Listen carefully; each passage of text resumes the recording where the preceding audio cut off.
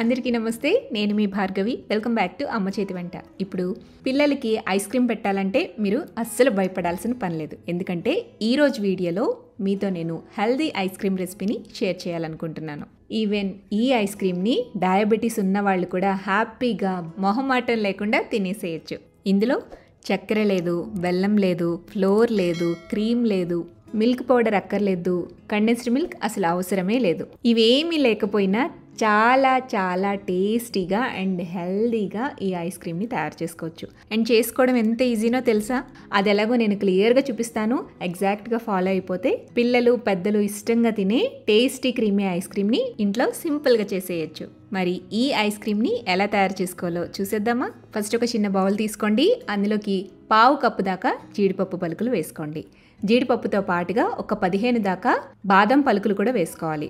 ఇప్పుడు ఇందులోకి నిండుగా నీళ్లు పోసి బాదం పైన ఉండే తొక్క పూర్తిగా ఊడి వచ్చేంత వరకు నానపెట్టుకోండి.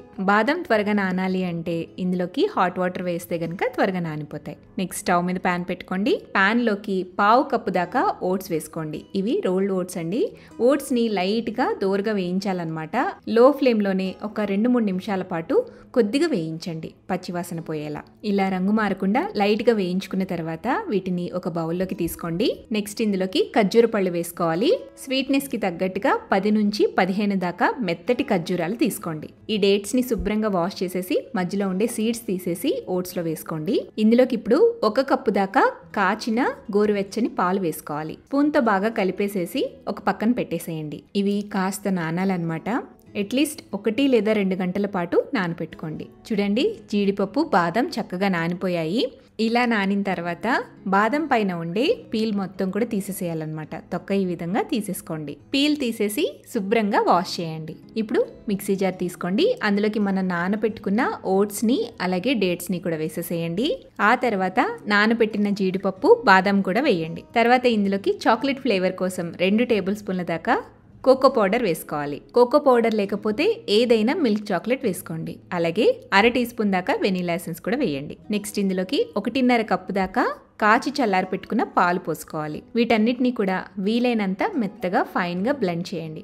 అక్కడక్కడ పలుకున్నా పర్వాలేదండి, ఏం ప్రాబ్లం లేదు. కుక్ చేసిన తర్వాత మళ్ళీ మనం బ్లెండ్ చేస్తాం. ఇలా స్మూత్గా బ్లెండ్ చేసుకున్న తర్వాత ఇప్పుడు స్టవ్ మీద ప్యాన్ పెట్టుకోండి. ప్యాన్ని కాస్త వాష్ చేసి పెట్టండి. అడుగు అంటుపోకుండా, అడుగు పట్టకుండా ఉంటుంది.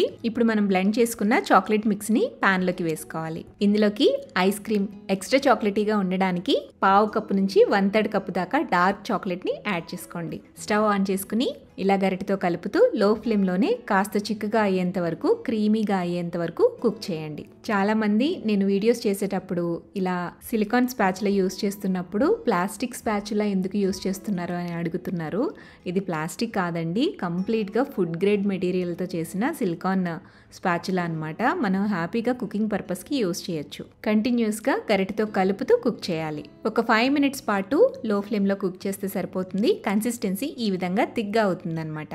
ఇప్పుడు స్టవ్ ఆపేసేయండి. ప్యాన్ పక్కకి దించుకుని మధ్య మధ్యలో గరిటెతో కలుపుతూ పూర్తిగా చల్లారి పెట్టేసేయండి. ఇలా కంప్లీట్గా చల్లారిపోయాక మళ్ళీ తిరిగి ఈ మిక్స్చర్ మొత్తాన్ని కూడా మిక్సీ జార్లోకి వేసుకోవాలి. వేసేసి బాగా స్మూత్గా బ్లెండ్ చేయండి. ఇలా బ్లెండ్ చేసినప్పుడు మీరు టేస్ట్ చూసుకుని స్వీట్నెస్ని అడ్జస్ట్ చేయొచ్చు. ఒకవేళ స్వీట్నెస్ తగ్గినట్టు అనిపిస్తే కనుక కాస్త హనీని యాడ్ చేసుకోండి. ఇలా స్మూత్గా ఫైన్గా బ్లెండ్ చేసుకున్న తర్వాత ఎయిర్ టైట్గా ఉండే ఒక కంటైనర్లోకి ఈ ఐస్ క్రీమ్ మిక్స్ మొత్తాన్ని కూడా వేసేసేయాలి.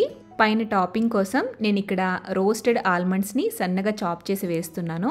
మీరు చాకో చిప్స్ అయినా వేసుకోవచ్చు, లేదా గ్రేట్ చేసిన డార్క్ చాక్లెట్నైనా గార్నిష్ చేయొచ్చు. ఇలా స్ప్రెడ్ చేసుకున్న తర్వాత పైన ఐసింగ్ ఫామ్ అవ్వకుండా ఉండడం కోసం ఒక బటర్ పేపర్ని కానీ లేదంటే క్లింగ్ ర్యాప్ని కానీ ఇక్కడ చూపిస్తున్నట్టుగా పెట్టి ఐస్ క్రీమ్ని కవర్ చేయండి. 8 మూతను పెట్టేసేసి ఫ్రీజర్లో 8 అవర్స్ పాటు ఫ్రీజ్ చేయండి, లేదా ఓవర్ నైట్ ఫ్రీజ్ చేసుకున్నా పర్వాలేదు. నెక్స్ట్ డే మీరు ఇలా ఓపెన్ చేసుకుని చక్కగా కూల్గా సర్వ్ చేసేసుకోవచ్చు. అంతే, super tasty creamy healthy ice cream ready అయిపోయింది. ట్రస్ట్ మీ, చాలా టేస్టీగా ఉంటుందండి. పిల్లలు ఎంజాయ్ చేస్తారు అండ్ పెద్దవాళ్ళు కూడా గిల్ట్ ఫ్రీగా తినేసేయచ్చు ఈ ఐస్ క్రీమ్ని. మరి ఎంతో టేస్టీగా ఉండే ఈ ఐస్ క్రీమ్ని మీరు డెఫినెట్గా ఇంట్లో ట్రై చేస్తారని నేను అనుకుంటున్నాను. ట్రై చేసి టేస్ట్ చేసిన తర్వాత మీ ఫీడ్బ్యాక్ని నాతో షేర్ చేయడం అస్సలు మర్చిపోవద్దు. వీడియో నచ్చితే లైక్ చేయండి, మీ ఫ్రెండ్స్కి రిలేటివ్స్కి షేర్ చేయండి. మరిన్ని టేస్టీ సింపుల్ క్విక్ రెసిపీస్ కోసం అమ్మ చేతి వంట ఛానల్ని సబ్స్క్రైబ్ చేయండి.